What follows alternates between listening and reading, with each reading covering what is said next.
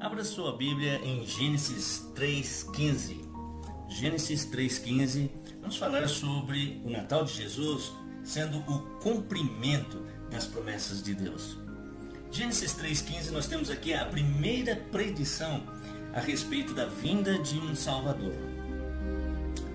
O contexto aqui é quando Adão e Eva desobedeceram o mandamento de Deus de não comer da árvore do conhecimento do bem e do mal.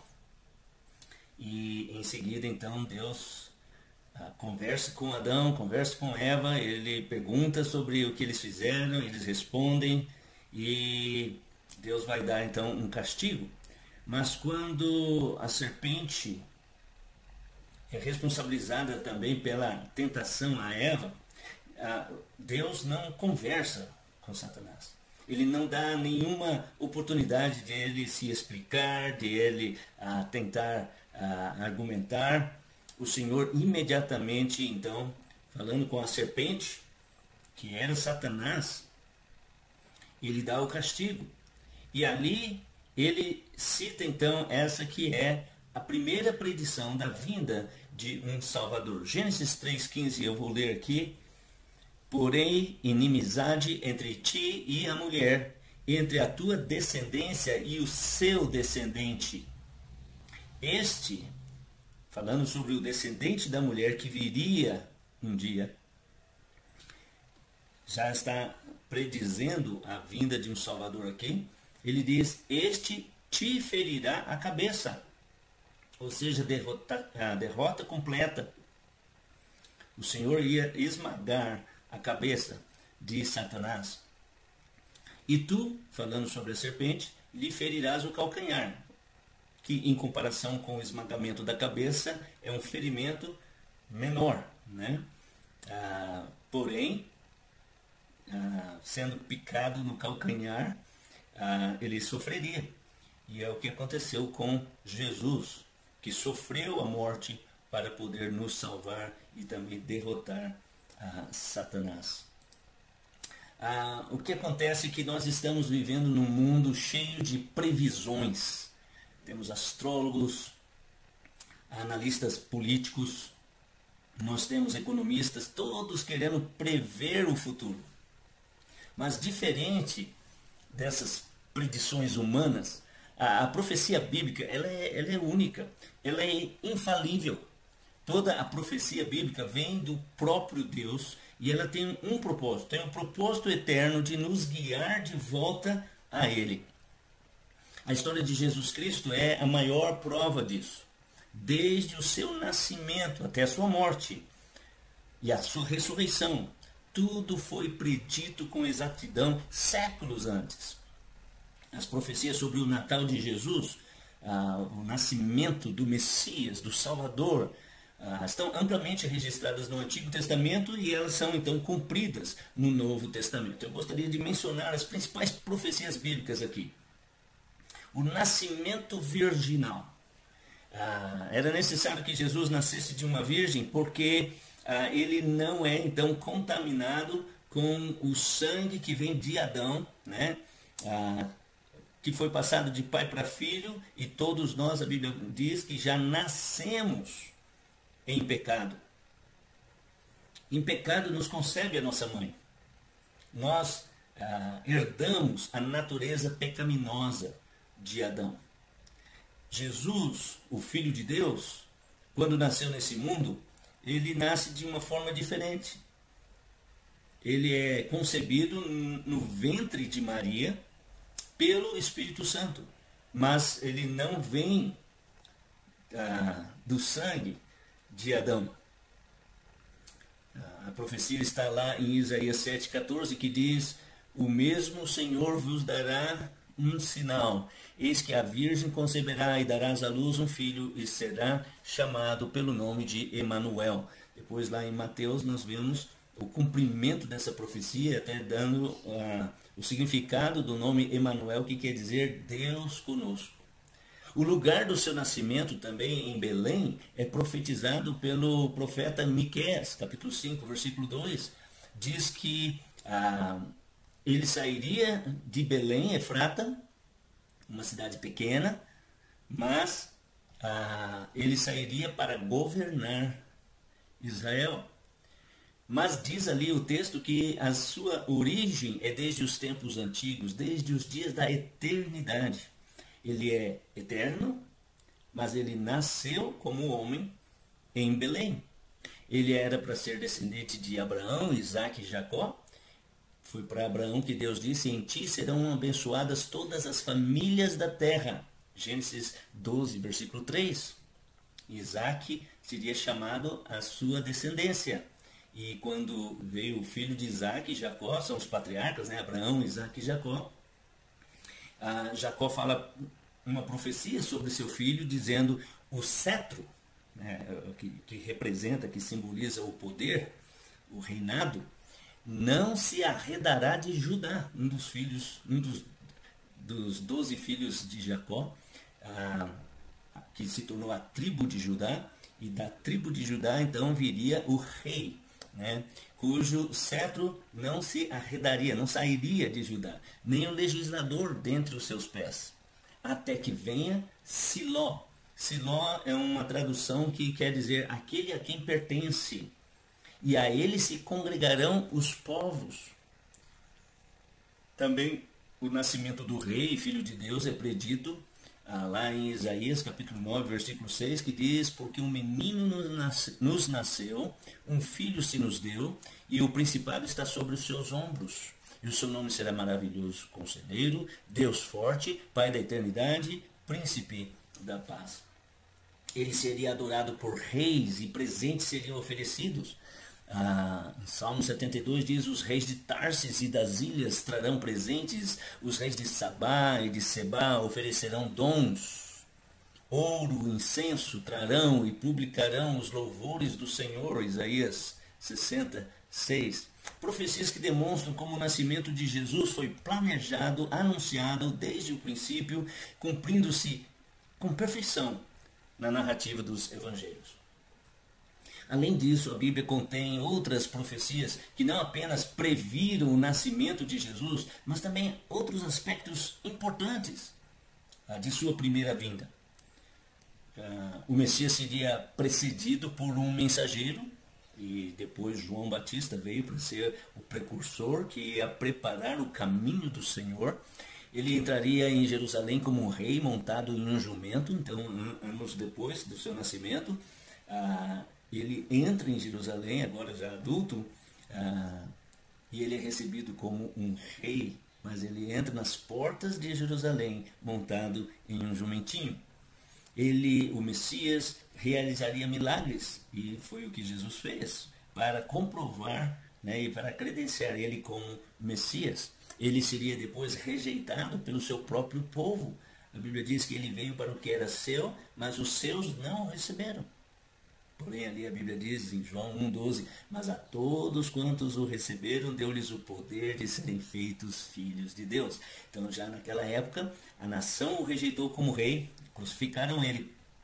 Mas todos quantos o receberam, e houve os seus discípulos que creram nele e saíram como proclamadores da mensagem da salvação por todo o mundo. E o mundo tem rejeitado a mensagem de Jesus, dele como sendo o Deus encarnado, que veio a esse mundo para nos salvar. As pessoas têm rejeitado, mas a todos quantos o receberam. Então, no meio de todo o mundo, tem aqueles que o recebem como Senhor e Salvador, e a esses, a Bíblia diz, eles recebem o direito, a autoridade, o poder de serem feitos, de serem chamados filhos de Deus. Ele seria traído por um amigo, e entre os seus discípulos, Judas, né, o trai com um beijo. Naquele momento, Jesus diz para ele: amigo, por que vieste? No entanto, ele, ao invés de se humilhar e confessar seu pecado, ele tenta resolver o problema do seu próprio jeito. Ele sai dali e se enforca. Por isso ele é chamado o filho da perdição. O preço da traição seria 30 moedas de prata. Isso também é predito nas Escrituras. E ele seria crucificado e morreria pelos pecados do povo. Tudo isso foi cumprido em Jesus Cristo. O Natal, pois, é o evento que celebra o nascimento do Salvador, é também o cumprimento de uma série de promessas divinas. Mas a pergunta é o seguinte: o que o cumprimento dessas profecias significa para você hoje? O que o cumprimento dessas profecias significa para você? Você dá valor a essas profecias, diferentemente de outras predições de profetas de outras religiões que são dúbias, que não são claras e que falham. O que a Bíblia predisse tem se cumprido e ainda tem algumas que vão se cumprir, como é a vinda do Filho de Deus novamente, que virá para buscar aqueles que creem nele. Você está preparado? Você crê no Senhor Jesus Cristo como seu único e suficiente Salvador? As profecias do Natal de Jesus não são apenas histórias antigas. Elas são um convite para você reconhecer o amor de Deus, para você arrepender de seus pecados e receber esse presente da vida eterna.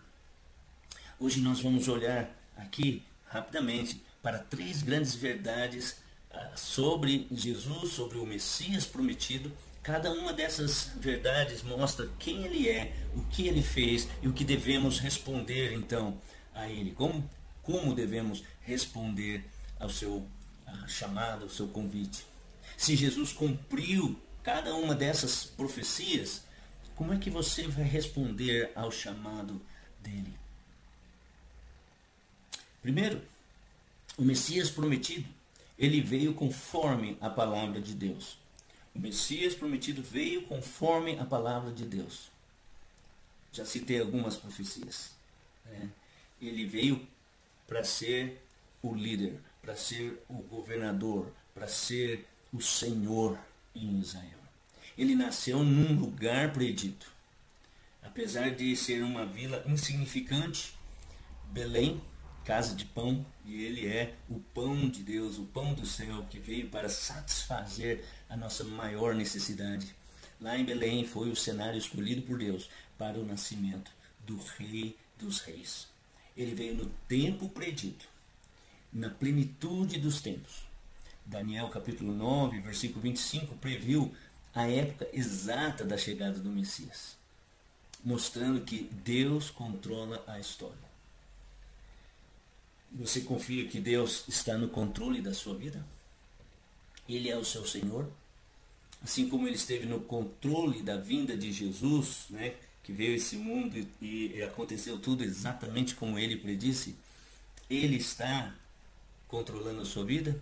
Bom, ele é soberano e ele tem todo o poder e ele faz como ele quer. Todavia, ele te trata como pessoa. Foi assim o desejo do soberano Deus, de nos fazer a sua imagem e semelhança e dialogar conosco e conversar conosco, e por isso ele não age contrário à sua vontade. Ele, na sua soberania, permite que você haja livremente. Ele te convida a reconhecê-lo como seu Senhor e se submeter a ele livremente. Ele não força você a se render a ele. Ele é o Senhor, ele é soberano, a salvação pertence a Deus, mas todavia ele convida. Ele diz: vinde a mim, todos os que estão cansados e sobrecarregados, e eu vos aliviarei. E a Bíblia termina com um último convite: vinde a mim todos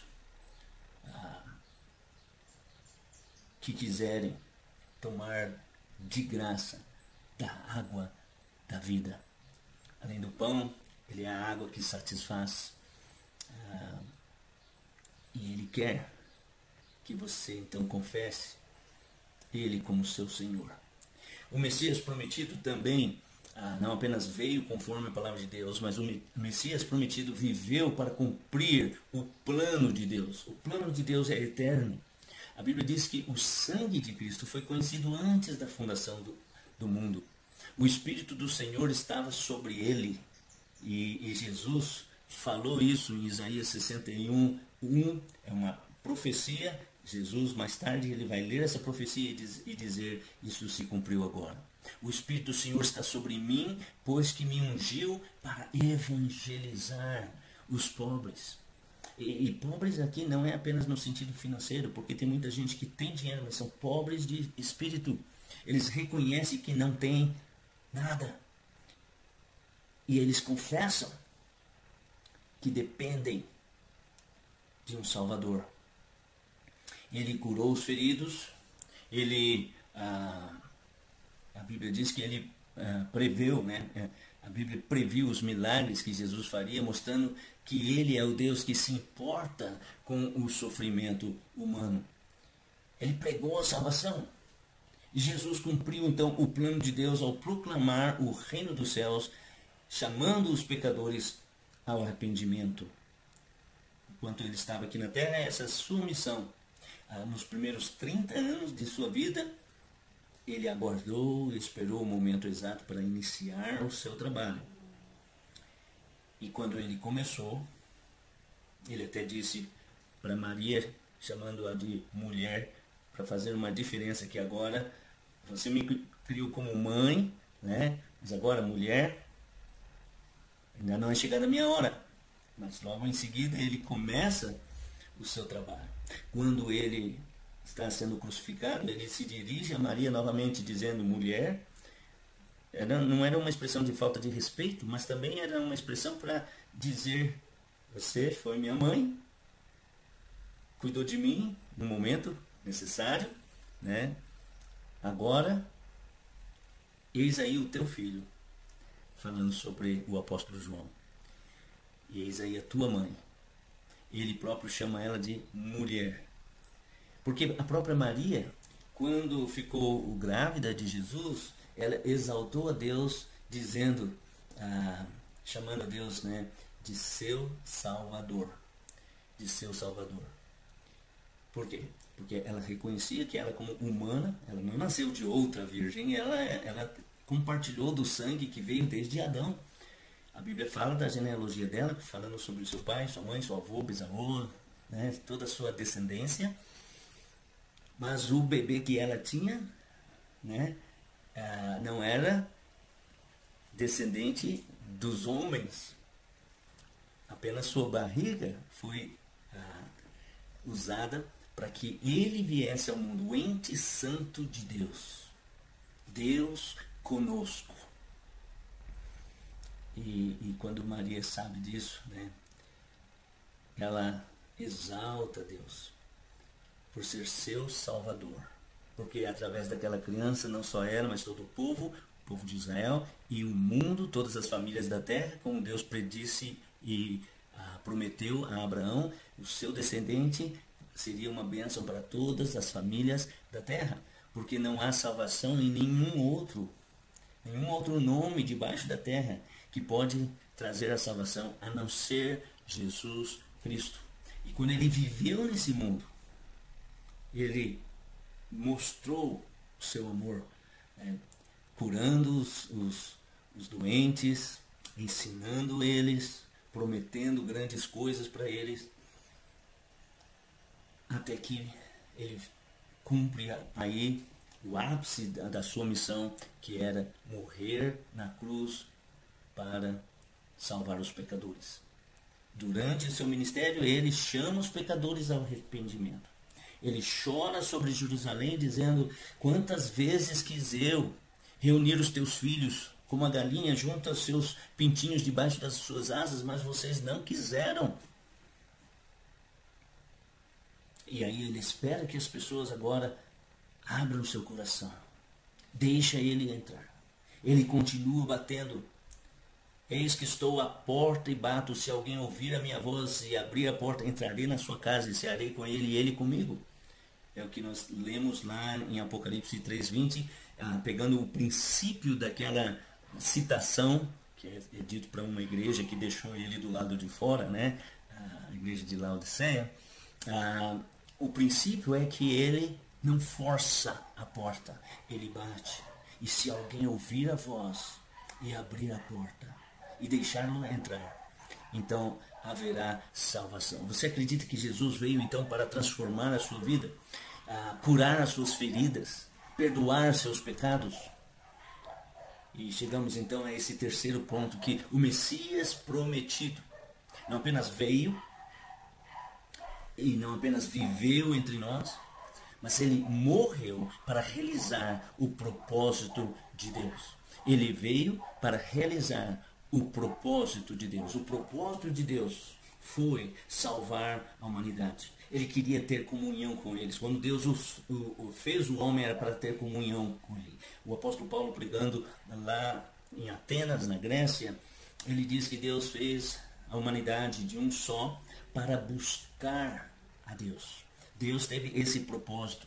E quando a Bíblia diz lá em Isaías capítulo 53 que ele veio para morrer, diz que ele foi ferido pelas nossas transgressões e moído pelas nossas iniquidades. Esse era o plano de Deus e o propósito de Deus. Jesus disse: eu vim buscar e salvar o perdido. Você já reconheceu o seu estado de perdido diante de Deus? Ele foi rejeitado pelos homens. Ele enfrentou o desprezo, a traição, como foi predito nos Salmos, nos profetas. Ele morreu em nosso lugar. A cruz não foi um acidente. Foi o cumprimento do plano de Deus para nos reconciliar com Ele. Por isso a Bíblia diz que o sangue de Jesus foi conhecido antes da fundação do mundo. Você reconhece que a morte de Jesus foi por você? Você reconhece que só por meio dele você pode ser salvo? O presente do Natal está diante de você. É Deus que nos dá o presente. A história do Natal é mais do que um evento histórico que aconteceu há 2025 anos atrás, né? 2025, de acordo com o calendário, é quando Jesus nasceu, né? Aí ele viveu uns 33 anos, né? Mas tudo isso é registro histórico. Mas o Natal é a mensagem de que Deus cumpriu a promessa, cumpriu as profecias. Desde Gênesis capítulo 3, versículo 15, que ele disse que viria alguém que esmagaria a cabeça da serpente, o Salvador, para resgatar a humanidade. E essa história não está completa até que você se renda a Deus e o reconheça como Senhor da sua vida.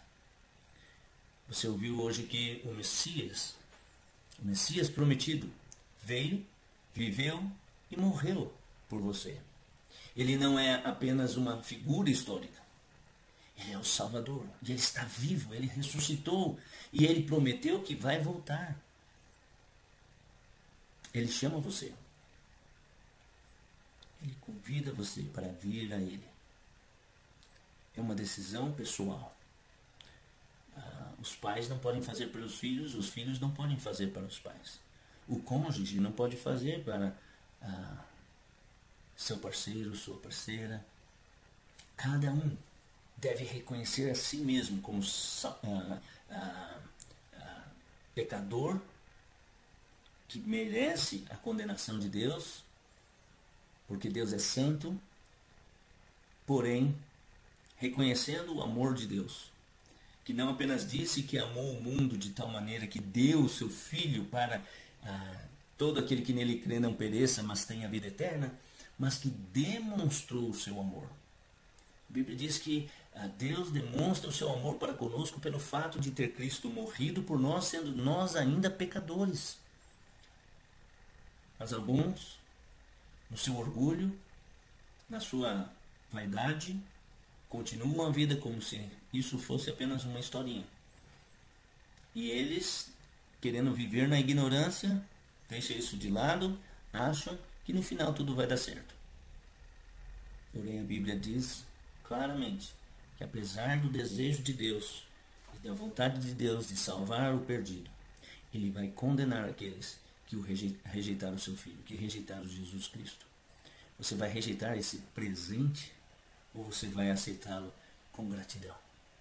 Como o anjo disse aos pastores: eis que vos trago boas novas de grande alegria, que será para todo o povo, pois na cidade de Davi vos nasceu hoje o Salvador, que é Cristo o Senhor. Hoje, O mesmo Jesus que nasceu em Belém, ele está batendo a porta do seu coração. Está dando essa oportunidade para você que ouviu essa pregação até aqui. Ele cumpriu todas as profecias para mostrar que ele é digno da sua confiança. Você está pronto para aceitar o presente da salvação e entregar a sua vida a Ele? Não deixe para amanhã o que Deus está chamando para você fazer hoje, para você fazer agora. Venha agora. Reconheça Jesus como Senhor e Salvador pessoal. Receba então a vida eterna. O Natal será verdadeiramente significativo para você. Eu convido você para fazer uma oração.